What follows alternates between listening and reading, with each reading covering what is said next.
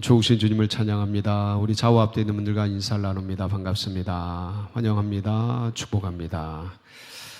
오늘도 주님의 예비하신 크신 은혜와 사랑으로 우리들 가운데 함께 하실 줄 믿습니다. 우리 그런 기대를 가지고 오늘 사도행전 17장 말씀 어제 이어서 두 번째 시간 함께 나누도록 하겠습니다.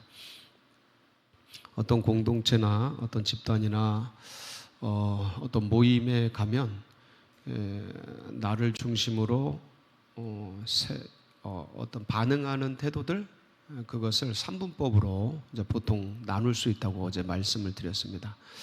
그래서 10% 정도는 아무것도 한 게 없는데 이렇게 반겨주고 좋아해주고 이렇게 섬겨주고 하는 지지층이라 그러죠.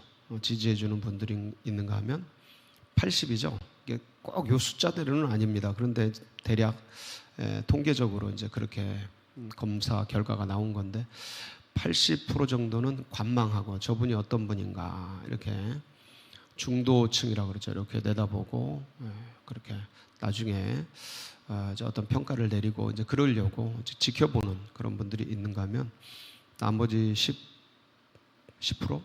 이분들은 아무것도 한 게 없는데 괜히 싫어해요.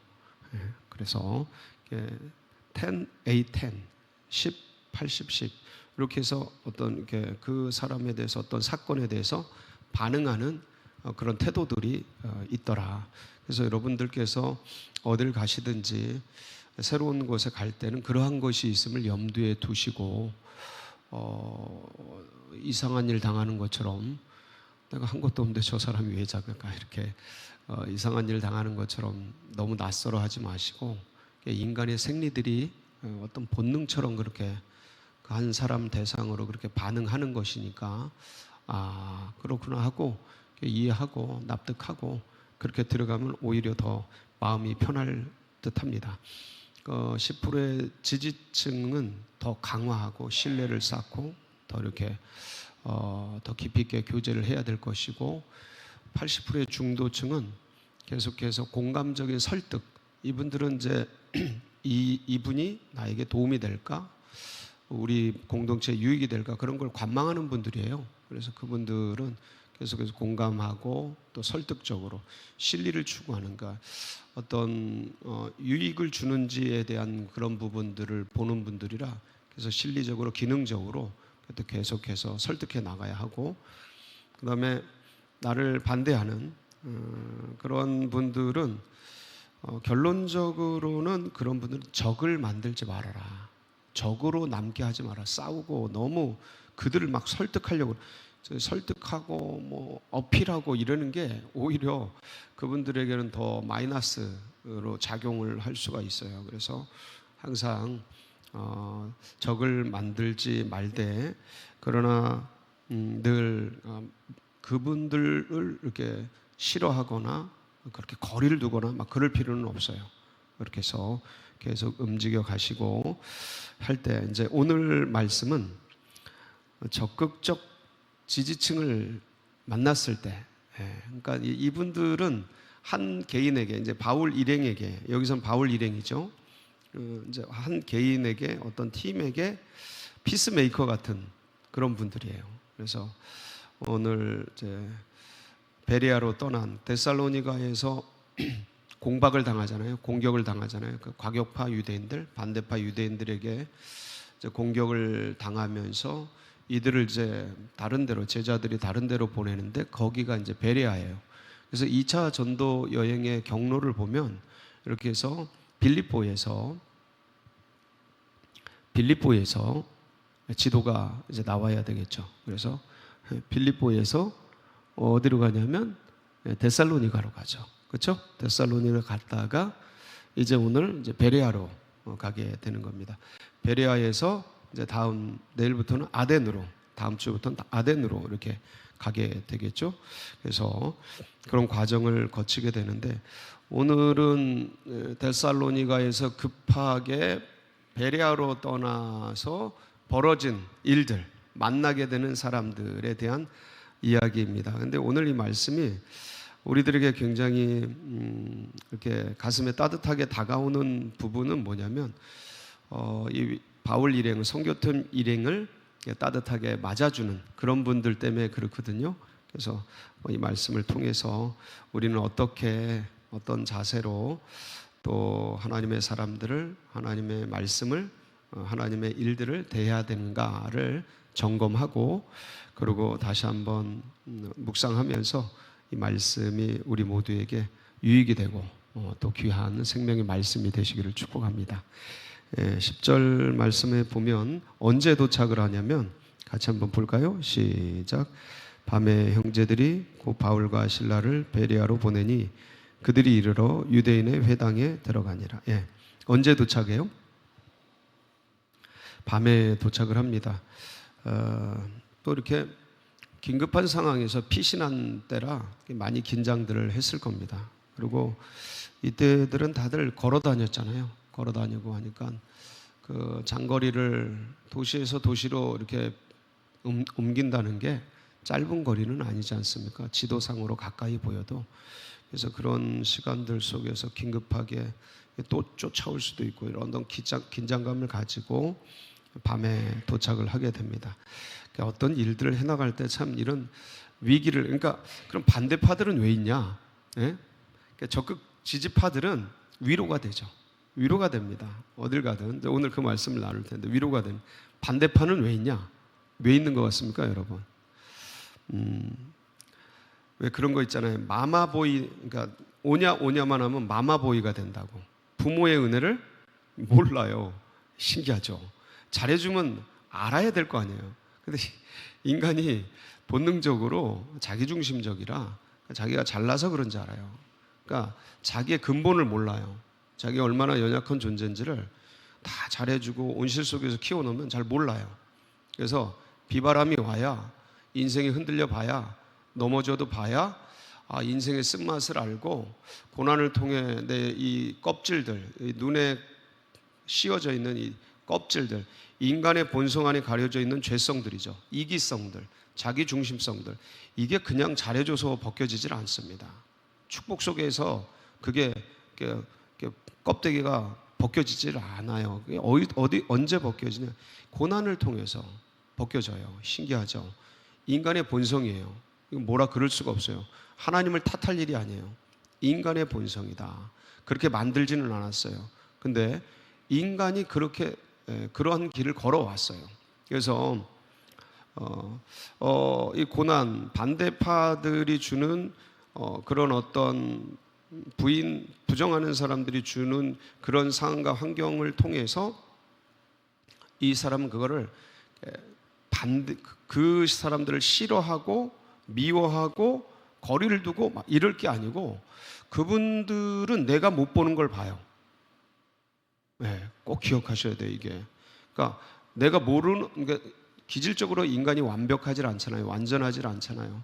그러니까 나는 이대로 자라왔는데, 저는 ENFP예요. ENFP로 자라왔어요. 이건 뭐 내가 어떻게 할 수 있는 입장이 아니잖아요. 어릴 때부터, 태아 때부터 가정 환경과 상황 속에 그렇게 자라왔잖아요. 온전해지려고 그리스도 안에서 몸부림을 쳤지만 고작 이거잖아요. 근데 ISTJ가 있어요. ISTJ는 내가 못 보고 생각 못하는 다른 완전한 반대 방향에 서 계셔요. 그분들이 보는 그런 게 있어요. 근데 이분들이 반대한다 이런 의미가 아니고, 어떤 사람이든지 다 완전할 수 없기 때문에 그 반대파들 싫어하는 사람들이 왜 그러는지에 대해서 경청할 필요가 있어요. 잘 들을 필요가 있어요. 그러니까 부부도요, 서로 반대로 만나거든요. 대부분 같은 기질이 만나는 경우는 그렇게 많지는 않아요. 다른 게 끌리거든요.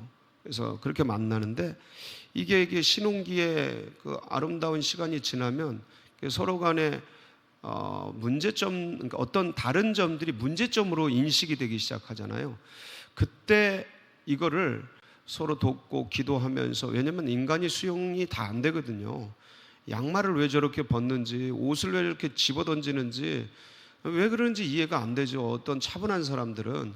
그리고 밥을 먹을 때 왜 이렇게 소리를 내는지, 가난하고 헐벗게 자라보세요. 그냥 먹는 게 그냥 전쟁이지. 그러니까 그렇게 막 먹게 되고 하는데, 이걸 몰라요, 본인은. 그렇게 자라나서.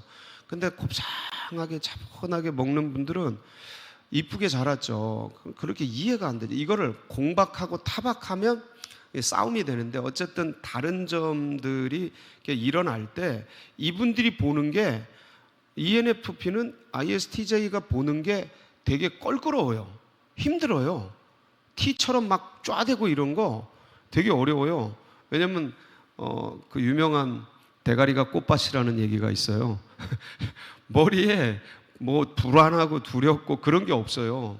그냥 늘 낭만적으로 생각하고 긍정적으로 이게 그래야 살아남았거든요. 그 사람들은 현실을 부정적으로 보고 어렵게 보면 죽었어요. 진작 옛날에 그 수많은 어려움, 그러니까 그걸 그렇게 보려고 몸부림치면서 형성된 사고 구조거든요.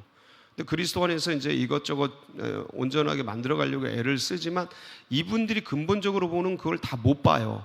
그러니까 그걸 얘기하니까 아프다고요. 어느 때는 고통스럽다고요. 근데 그거를 아프고 힘들다고 저주하고 반대하고 X치고 미워, 이 종갓나 에미나이는 이거 상대할 게 안 돼, 이렇게 머리에서 거리를 둬버리고 X를 쳐버리면 내가 진짜 배우고 익혀야 될 걸 못 배웁니다. 네. 아프지만 수용을 해야 돼요. 경청을 해야 돼요. 잘 안 들리지만 자꾸 들으려고 노력을 해야 돼요. 왜냐면 못 보는 걸 얘기해 주거든. 안 보이는 걸 얘기해 주거든. 그런 걸 얘기하거든. 그래서 자꾸 마음을, 그러면서 이게 그냥은 안 돼요. 워낙 다르니까 기도하면서 주님 이렇게 얘기했는데 이걸 어떻게 해야 되죠? 저는 안 보이고 모르겠는데 이걸, 그러니까 계속 깎아가면서 이게 한 번의 인격과 성품이나 그런 게 형성되질 않아요. 계속해서 차분하게 주님 앞에서 그래서 기도 시간 없으면요 위험해져요, 인간이. ISTJ도 이제 ENFP가 보는데 이렇게 안정적으로만 보니까, 뭔가 이렇게 신중하게만 보니까 또 여기는 너무 더디고 너무 원칙적으로 가려고 그러고 너무 갇혀 있어요. 어떤 동굴 안에 갇혀 있어요. 예. 그래서 ENFP가 보기엔 답답하죠. 이때는 팍팍 치고 나가야 되는데 뭐 거기서 그러고 있어요. 그래서 그런 것들을 이제 또 얘기를 나누고 하면서 ISTJ도 배워감. 그래서 이게 서로 반대가 일체가 되고 연합이 되고 하나가 되어서 하나님의 아름다운 의를 만들어가는 데 도움이 되라고 붙여놨는데, 문제는 이거를 서로 감정이 상하고 마음이 상하고 막 그렇게 시작하면 이 부부도 쪼개지고 공동체도 짜개지고 그룹도 무너지고 모임도 파괴되고 이렇게 되거든요. 당을 짓고 쪼개지고, 지금 우리나라의 현실이라고 보시면 돼요. 그래서 이런 것들을 중화하는 지도자들, 또 같이 연합시키는 어떤 그러한 기질들이, 성품들이 우리 안에서 이제 일어나야겠죠. 부족하지만, 그래서 이제 그렇게 해서 그 반대파들이라고 할까, 그러니까 지칭할 때 10%의 어떠한 그런 그룹들이 있는 거가 어떤 면에서는 감사한 거예요. 고마운 거예요. 왜냐하면 완전하지 않은 인간에게 다른 면들을 보여주고 얘기할 수 있는 사람들이 있다라는 거, 야당이 있다라는 거, 이거는 굉장한 온전함을 이루어가는데 제가 보기엔 필수적이에요. 이게 없으면 사람 교만해지고요, 위험해지고요, 자고해져요. 그래서 이런 부분들이 사회학적으로 있는데, 신앙적으로 볼 때 저분들을 통해서 주님께서 나를 연단하고 이 고난을 통해, 이 어려움을 통해 나를 성장시키려는 하나님의 연단이다, 이렇게 생각하고 감사해야 될 영역일 수 있다 없다? 있다. 감사로 받고 고마움으로 받고 그렇게 하면 굉장히 큰 도움이 되죠. 근데 그런데도 반대하고 힘들게 하면 어려운 거는 인지상정이에요. 인간은 누구나 다 똑같아요. 아픈 건 아픈 거고 고통스러운 건 찔러보세요. 이게 칼로 찌르고 말로 찌르고 찔러보세요. 칼은 몸을 아프게 하지만 말들이나 이런 거, 언어들은, 인상들은, 싫어하는 태도들은 영혼을 타격해요. 그러니까 똑같이 힘든 건 마찬가지인데, 그런데 감사한 것은 10%의 지지층이 있는 거예요. 그래서 어렵고 힘들 때 이런 분들을 만나는 건 행복이죠. 이 바울 일행이 밤에 찾아갔어요, 베레아를. 근데 거기 회당에 이제 들어가서 거기 있는 성도들을 만났어요. 근데 이 성도들의 자세와 성품이 어때요? 한번 보실까요? 어떤지. 11절 시작. 베레아에 있는 사람들은 데살로니가에 있는 사람들보다 더 너그러워 간절한 마음으로 말씀을 받고 이것이 그러한가 하여 날마다 성경을 상고함으로. 이 베레아에 있는 이 성도들의 자세와 태도가 정말 아름다운 모습이에요. 저희 교회 교우들이 이런 모습이길 축복합니다. 어떠한 모습이었냐면, 사실 낯선 이 베레아 성도들에게 있어서는 바울 일행이 전하는 복음이 굉장히 낯선 겁니다. 처음 듣는 거니까 낯선 거예요.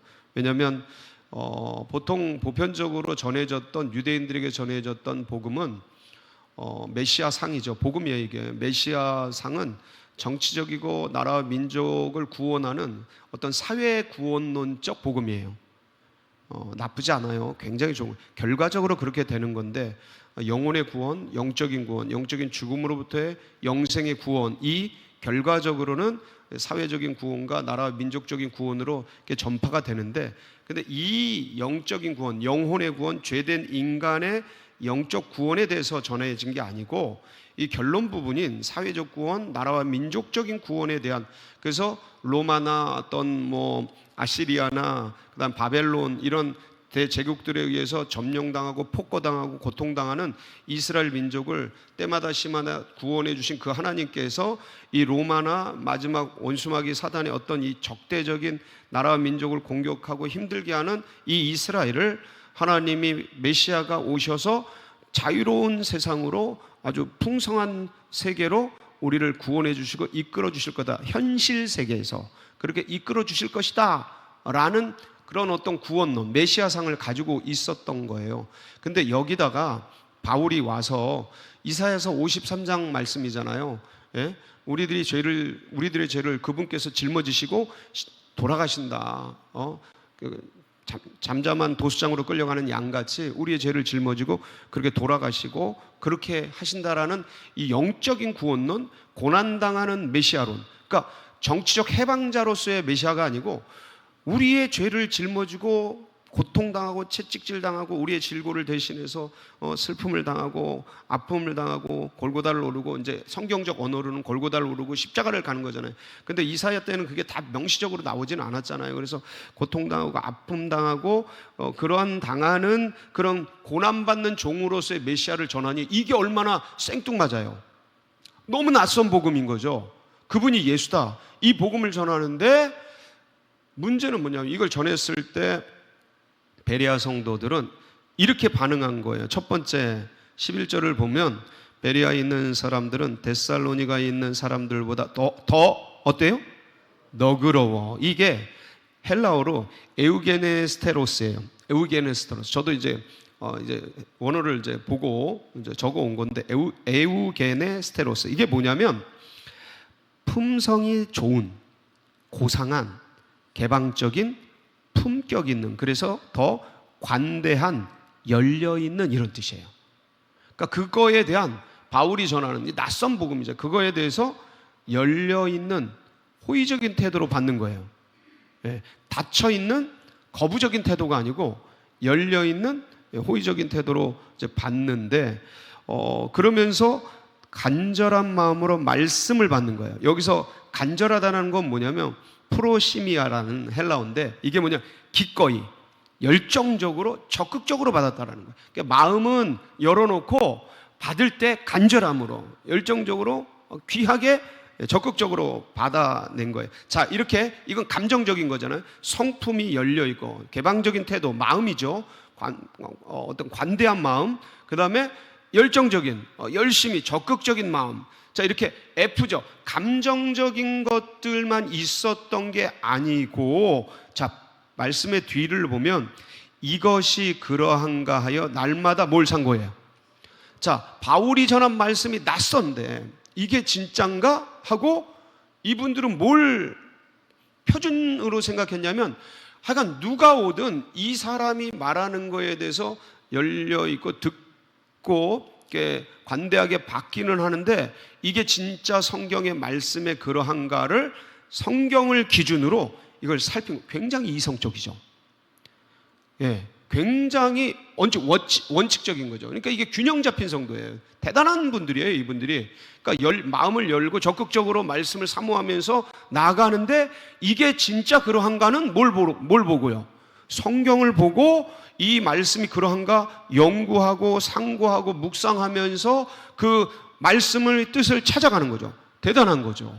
그래서 이런 어떤 이성과 감성이 조화롭게 이루어지면서 그러면 받아들이고, 그러면서 이게 주님의 말씀에 맞다 틀리다, 베레아 성도들이 보기에 이 바울이 전하는 복음이 하나님의 말씀에 비추어 보니까, 이사야서 53장 말씀을 이렇게 읽어보고 연구해 보니까 우리가 알고 있던, 이거 대단한 변혁이잖아요. 우리가 알고 있던 정치적인 해방자, 민족과 나라를 구원하는 그런 구원자로서, 통치자로서의 해방자에서 우리의 죄를 지고 죽어가는 고난받는 종으로의 메시아라고? 근데 보니까 이사야서 53장에 있어요, 없어요? 그리고 보니까 쭉 보니까 이게 그런 말씀들이 그동안 바리새 교육과 어떤 사두개인의 교육과, 그들이 제사장들이잖아요. 그 다음에 서기관들의 말씀을 통해서 배웠던 영역은 아닌데, 안 배웠던 영역인데 맞는 말씀이잖아요. 맞는 말씀. 이게 그러한 거 아닌가 살펴보니까 마음에 말씀이 들어온 거죠. 말씀이 들어와서 이것들이 퍼져가기 시작한 거예요. 그러니까 진리의 말씀은 살아서 역사하게 돼 있어요. 오늘 12절 보면 같이 봅니다. 시작. 그 중에 믿는 사람이 많고 또 헬라의 기부인과 남자가 적지 아니, 이게 퍼져간 거예요. 믿는 사람들이 일어나고 기부인들이 일어나고 남자들도, 이게 남자들 반응이 상당히 이게 더디거든요. 근데 이 믿는 남자들도 일어나고 하면서 주님의 복음이 전파되는 것을 볼 수가 있습니다. 사랑하는 성도 여러분, 우리가 어떤 말씀을 받을 때 호의적으로 이렇게 받아주고 적극적으로 뭔가 열심히 하지만, 또 하나님의 말씀의 원칙에 입각해서 이게 그러한가 아니한가 잘 대조하여 보고, 그리고 말씀을 받고 우리의 믿음이 날마다 풍성해지는 복된 하루가 되시길 주님의 이름으로 축복합니다. 같이 기도하시겠습니다. 감사하죠. 주님께서 우리에게 이러한 말씀을 주시고 또 귀한 성령의 은혜를 부어주셔서 너무 감사하고, 그래서 오늘도 기도할 때 우리 연약한 환우들, 또 고난받는 분들, 그리고 연로하신 분들 위해서 중보해 주시고, 그리고 둔촌동 시대가 활짝 열리고 포레온 아파트 정말 예비된 영혼들이 주님께로 돌아오도록 우리 전도대들 하나님께서 축복해 주셔서 열심히 또 해나가도록, 여러분 각자의 기도 제목 붙들고 우리 주여 부르짖고 기도하며 나갑니다. 부르짖습니다. 주여 주여